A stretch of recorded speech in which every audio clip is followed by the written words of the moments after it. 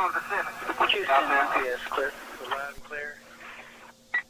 In the suspicious person, 4423 live, we'll get the mobile station. Synopsis of what occurred. A currently employed at the time Pueblo County Sheriffs deputy had been going through some significant number of personnel issues, including personal issues in his own life.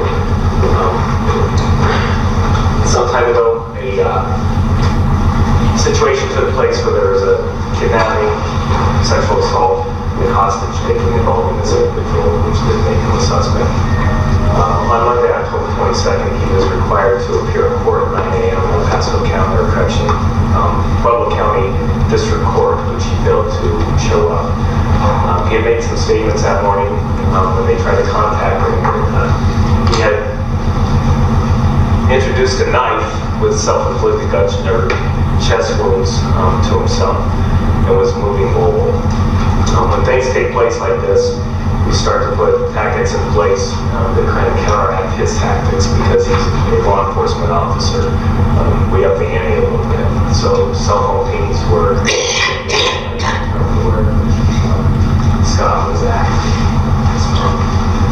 The $75,000 was placed immediately when he failed to appear in court that morning.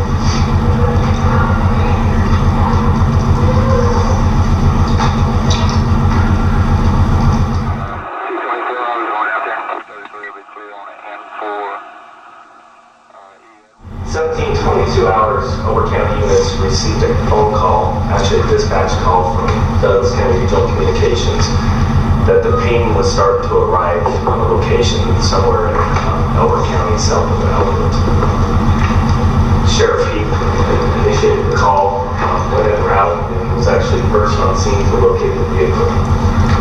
We located a white Ford Ranger, bearing Colorado license plate 277, Frank Samboy. And again, this was about 17-22 hours. You start to look at the time frame here and how this happened. This guy's been on the run for about 8-9 hours. Okay, if he did have a significant wound to his chest, he'd be bleeding profusely. So we didn't know if we had a medical rescue or recovery, or if we were going to have a suicide.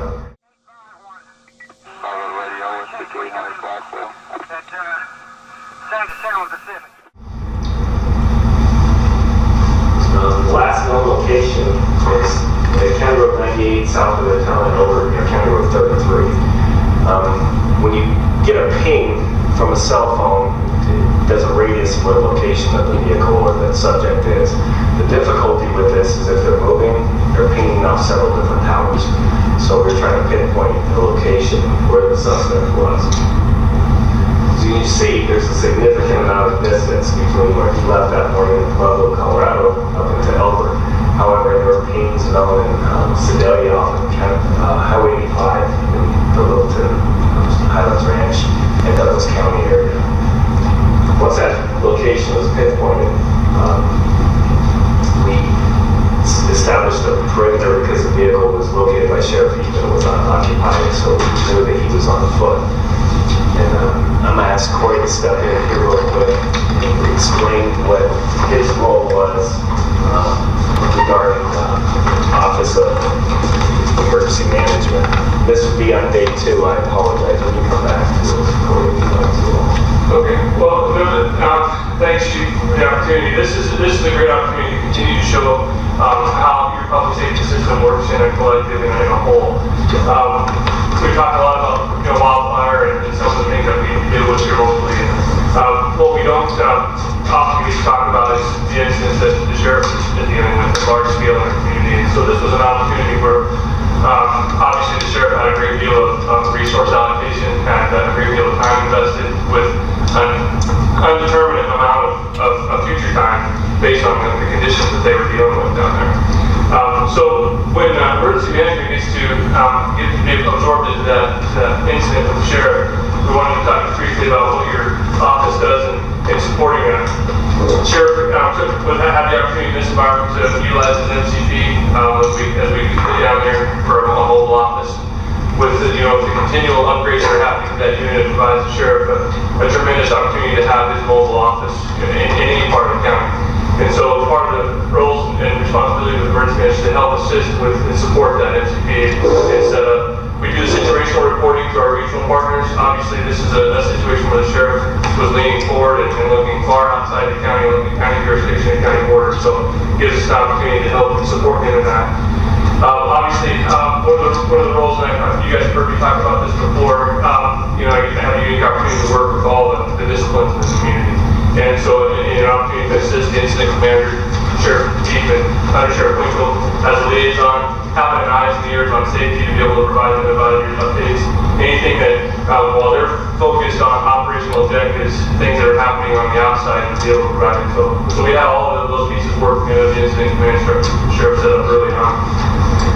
We're able to help monitor and assist with communications. This is another one of those unique environments where the sheriff has many different channels of communication going.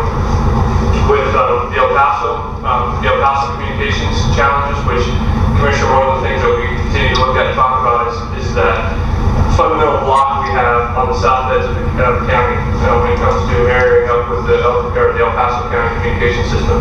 It just can't happen right now. So one of the things that the sheriff had to do is how to work around that and hopefully be able to bring in those El Paso County deputies and folks that were working from the southern side. So there's challenges that he faces with communications. He also had aerial support that came into that, as I talked about. Various communication channels are working with that. So when you have an opportunity to be able to help monitor that, guide that, and support that. And then again, resource support, acquisition and monitoring. Again, with the sheriff, with an undetermined amount of time, he was looking far ahead as to what were possible needs. When we were working that second day with the sheriff on where it was going to go the next day, moving into those dark hours, obviously he was thought of bringing a lot of stuff down for that next day. But with the air support that I know the Undersheriff will talk about shortly, was a part of that. And then coordination of logistics, obviously, just like we do for the wildfire, when I'm with multi-day, guys got to eat. They get focused on operational objectives, and so to be able to pull back and be able to provide some of the basics. So we're able to help coordinate that out to the MCPs so those guys can get hydrated and continue to work in those hours. And then, Sheriff Chief, do you want me to continue to talk about Code Red? One of the things that, obviously we talked a lot about our Code Red system and reverse notifications and emergency warnings. This is another area where that system is utilized. For the sheriff's perimeter, which they draw a circle around, I'm going to let him talk about the objectives and reasons for why they hit a certain area. But what we do with the Code Red system is we're able to take the area of concern that the sheriff has, or an incident commander has for any environment, and say, we're going to build your call radius around that. You tell us where you want it, we'll put it in. And so that's what we had in this picture here, was to be able to take an area where the sheriff knew the concern was and make those notifications. We were able to provide over a 24-hour period, provide the beginning situation of what they were working on down there. We're able to provide updates throughout the duration of that incident to those folks that were affected, and then obviously be able to provide a closure notification. So again, another use of that tool that we've seen outside of our emergency warnings and weather scenarios. Right here, this is County Line Road. So this borders El Paso County. This is County Road 52 right here. So right in this area is a cell tower, and that put the ping off right in this area. Or Deputy Elbert was right in this area right here. So on the previous slide, you saw the large red scale that was actually zoomed out for the Code Red. There's a couple reasons why we opted not to do a reverse 911, which is very important that people understand why. There's active hunters in the area armed with rifles. Okay, if you send a 911 out there, 911, not that Code Red's not taken seriously, but the 911 that an armed person's out there, we didn't want a vigilante on our lap and start to cause problems like that. We did notify as many hunters as we could as possible. Some of the hunters that came up to us offered to help and said that they had received the Code Red, and we told them, no, we don't need your help. Again, this is where you can see where the Liberty's vehicle is parked. So we have a large scale area here with trees. These trees are quite dense in nature on both sides, along with some canyons and bridges that we have to battle through. The initial search, the minute the vehicle was found, Sheriff Pete put together a team And immediately started to a short-scale search of the immediate area. Again, we're not sure if we were going to have a rescue, recovery, or a manhunt at this point. While this was happening, I was establishing communications with Deputy O'Leary on the cell phone from the Frank County area coming back into the county. He at that point then told me that he was armed with a rifle and that he was going to take his life. Knowing that Sheriff Heach was already on scene in the vehicle with no one on scene, the hand just jumped quite tremendously with the caliber of what we were looking at versus a recovery. Communications were established. He said he was armed. He said he's going to kill himself, and there's one person on scene, and that was Sheriff Heach. So resources were immediately called into the area. While this was happening, groups of people were set up on a short scale to try to do an immediate search. That was 12 Elbert County Sheriffs deputies were mustered to the scene immediately. One Elizabeth Police Department unit, one Kiowa Police Department unit, and 6 El Paso County Sheriff's deputies were in the area. Later in the evening, around about 9:50 or so, we had confirmation that Denver Air 1 Ops was being lifted from Centennial and out to our location. Two DCRC, Douglas County Regional Communications dispatchers, were immediately given to our disposal. So we were able to utilize that on our own channel and started on a larger scale search. And the Elbert Fire Protection District is also on scene to provide support. We don't do 1, 2, 3 day operations. We go hourly. So as this started to completely unravel and get into some serious communications with Deputy O'Leary, were in constant communications. Now I don't mean constant by the 26-hour negotiation, but I was in communication with him for 26 hours. So on the 14th hour, we knew that he was still alive.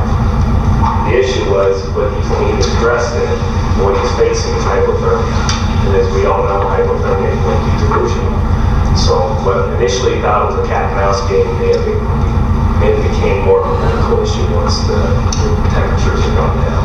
So overnight hours, there were several dozen outbuildings searched in the area by myself, Sheriff Heach, and 2 other deputies on a more wide-scale search. This gives you an idea of the people just in the 14th hour that were involved. We had a member from the DEA, 1 member from the FBI, 3 members from the Colorado Bureau of Investigation, 2 Douglas County Sheriff's Office, 2 pilots had 3 flight ops, which consisted of about 3 hours and 40 minutes total. Those pilots are outstanding. They were up against high winds and were able to help us out by taking eyes off the ground and putting them in the air. So a couple deputies in the sheriff were able to go with an aerial search to help us out and let the pilots know what areas have already been searched and what areas have not been searched. So again, immediately we had contact with Deputy O'Leary on the phone. My phone report is around 250 calls have been placed to him and received. It was about 25 hours and 32 minutes of negotiations. In custody without incident, he finally gave up. He came out of the trees and walked down. Openly admitted that he was hiding under leaves, using leaves and whatnot to protect himself because he thought we were going to hurt him if he gave himself up. That was finally understood that he would not be hurt, taken into custody immediately, medical help if he needed. So that's it in a nutshell. 224, I was going out there, 233 will be clear on an M4 and so we both did a 50. 851. Follow the radio, it's 5800 Blackwell. That's San Pacific. Houston, yes, clear.